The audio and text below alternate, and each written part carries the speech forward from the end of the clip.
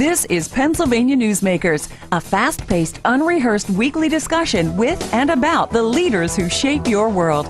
And now, here's your host, Terry Madonna. Welcome back to the program. We're going to start a series covering the presidential election. We're going to look at some of the trends nationally, some of the issues, and of course, what else can you say about the two candidates that have received their major party nominations? But first today, and we're going to continue to take a look at some of the big issues and controversies and policies in the state of Pennsylvania. Russ McDaid joins me. He's the CEO of the Pennsylvania Healthcare Association. We bring him on. He talks about senior care, health care. What do you do when you get to a point in your life where you have to find another place to stay? You can't stay in your own home anymore. Is that about right? That's about right, Terry. Yeah, thanks for having me again. Yeah. Now, before we get to a couple of really important topics, how many people would you estimate are in nursing homes? There are 80,000 people statewide in nursing homes. 80,000 nursing home beds. On any given day, over 90% of them are full. And so it's a growing need. You know that we're the fourth oldest state in the country. Both whether you look at and our 85-plus population, who are the people who really need that 24/7 round-the-clock care that our nursing homes, assisted living providers, and personal care homes provide. That's growing faster than any segment of our population. And we've talked about this before, and if we don't get into some of the details now, I want you to come back because I want to keep emphasizing that this is a tough decision that families have to make. It's gut-wrenching.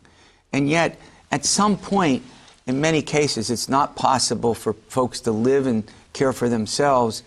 And then on the other hand, some people want to go to facilities. They'll plan for it. You know, they'll go when they're still reasonably healthy. And you can go through some of the steps. We've done that before. Yeah, Terry, I mean, it's one of those things, look, there's no dress rehearsals when that day comes. That's a great You haven't point. practiced it. Very few families have talked about it. The day comes, a loved one, whether it's a parent, grandparent, usually as a result of some sort of fall or a sudden onset of an illness, they find themselves in need of a nursing home and nobody's even thought about what that might be. Or they find themselves in need of either a lower level or some assistance at home, and nobody knows how to patch that together. That's a great point. I mean, look at all the preparation we now do as a college professor. You know, you talk with parents and students, you know, they're planning for college. They're starting 2 years, in many cases 3 and 4 years, before they go to college, all that preparation. But as we advance in age, we don't give that nearly the kind of thought that we should. Yep, you're absolutely right. All right, let's switch gears now and talk a little bit about our state. There's a good bit of news lately on the health care, senior care, I'll put it that way, senior care. Give us a quick update about a couple of the big things. Yeah, sure. There's a great deal of coverage out there on senior care, and you know, we're excited about that because it's an emerging and challenging issue. About a month and a half ago, Auditor General Eugene DePasquale released an audit of the Department of Health, and it's important to note that the Department of Health and Secretary of Health Karen Murphy with the Department of Health actually asked him to come in and take a look at their house and how they provided regulatory oversight for nursing facilities and look at their processes because the Secretary's goal and the Wolf administration's goal, as ours is at PHCA, is to ensure the highest quality of care that we can have for our nursing facility residents on a daily basis. Yeah, well, the Auditor General had this report, and give us, Eugene DePasquale, he's been on this program, by the way, many times, talking about his audits. We didn't have him in for that audit, but maybe I should get him in. Give us a couple of the major points that he went into in that audit. Yeah, he did a couple really high points. The first piece he hit was around complaints and how people are allowed to make complaints in nursing homes. And, you know, he recommended that they be allowed to make anonymous complaints, which, frankly, that's a recommendation of his that we agree with. You know, the second piece he touched on was how the department looks at how nursing homes are staffed. We've talked before about how important staffing is in the role of a nursing home and the care that's provided. We've also talked before about how challenging it is to keep and retain those staff, since it's a high stress environment, and we can't pay our folks as much as we'd like to because of the challenges we face in reimbursement and funding.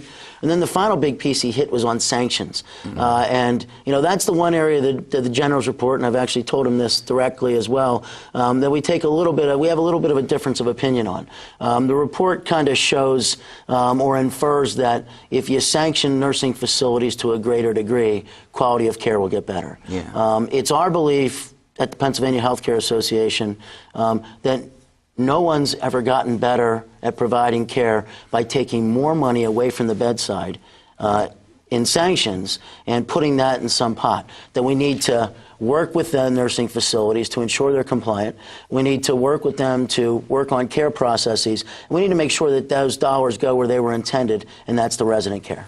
Now, the legislature is coming back. To be honest with you, in my humble opinion, for what my opinion is worth, they're not going to do a lot. I just want to point this out. They're not in a lot of days, and they don't like to come back after the election and what we call sine die, before this session completely ends, and we have get on to a new session in January.